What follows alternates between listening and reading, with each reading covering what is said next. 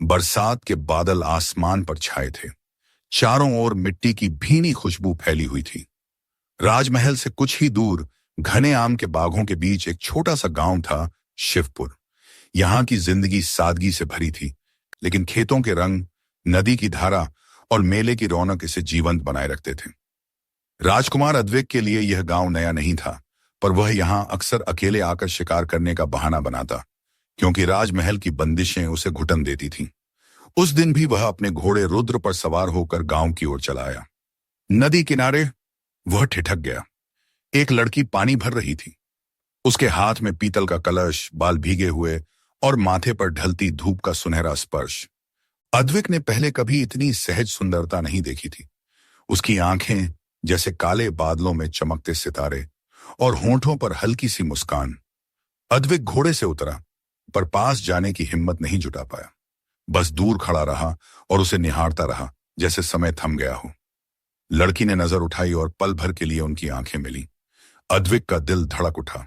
लड़की ने बिना कुछ कहे कलश उठाया और चल दी, पर उस नजर में एक अनकही पहचान थी।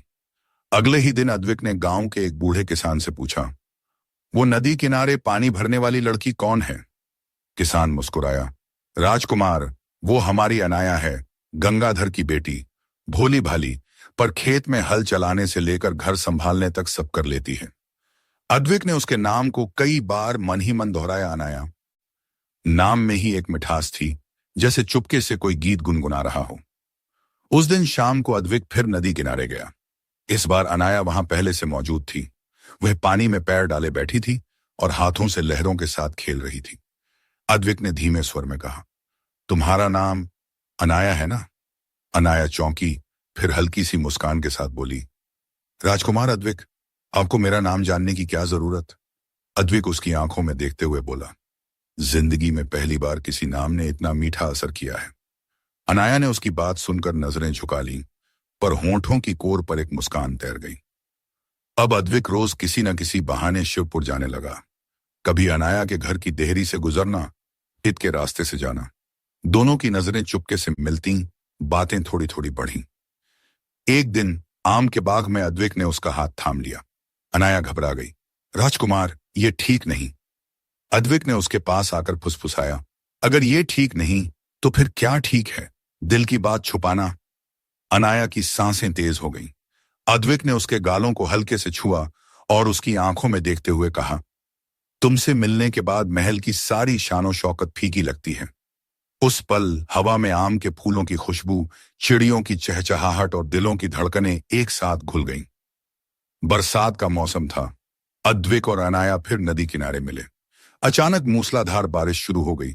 दोनों एक बड़े बरगद के पेड़ के नीचे आ गए, पर बारिश की बूंदें अब भी उन्हें भिगो रही थीं।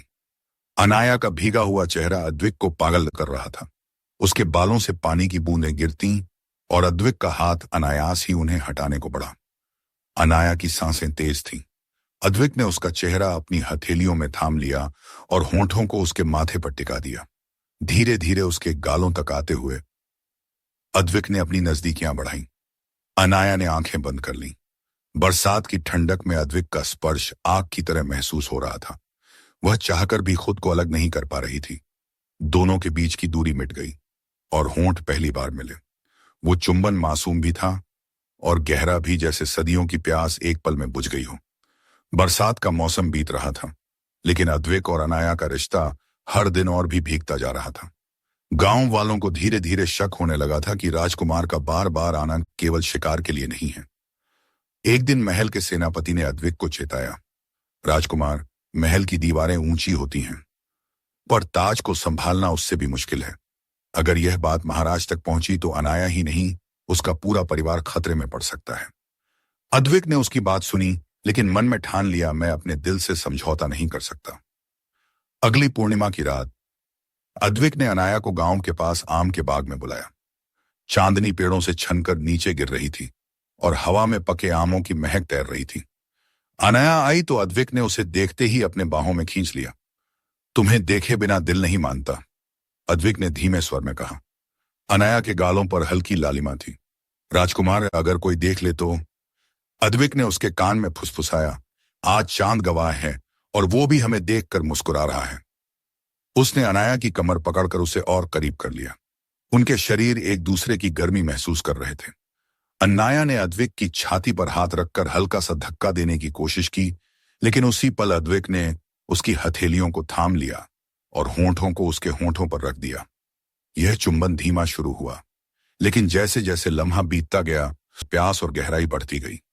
अद्विक की उंगलियां उसके गीले बालों में उलझीं और अनाया का शरीर अद्विक के स्पर्श से कांपने लगा। अचानक अद्विक ने उसे पास के घास के बिछावन पर बैठा लिया। उनके दिलों की धड़कनें अब एक हो गई थीं। अनाया ने आंखें बंद कर लीं और अद्विक को अपने करीब आने दिया। उसकी सांसें अनाया की गर्दन को छू रही थीं और अनाया की उंगलियां अद्विक के कंधों पर कसती जा रही थीं। वो रात दोनों के लिए एक ऐसा जादू बन गई जिसे भुलाना असंभव था। लेकिन खुशियां ज्यादा देर टिकती नहीं। कुछ ही दिनों में महल में चर्चा फैल गई कि राजकुमार एक गांव की लड़की के साथ समय बिता रहा है। महाराज ने अद्विक को बुलाया और कड़े स्वर में कहा, राजकुमार, तुम्हारा विवाह राज्य की मजबूती के लिए पड़ोसी राज्य की राजकुमारी से होना तय है। तुम्हारा ये गांव की लड़की से रिश्ता राज्य की गरिमा के खिलाफ है। अद्विक ने प्रतिकार किया, पिता, मैं राजकुमारी से नहीं, अनाया से विवाह करना चाहता हूं। महाराज का चेहरा लाल हो गया।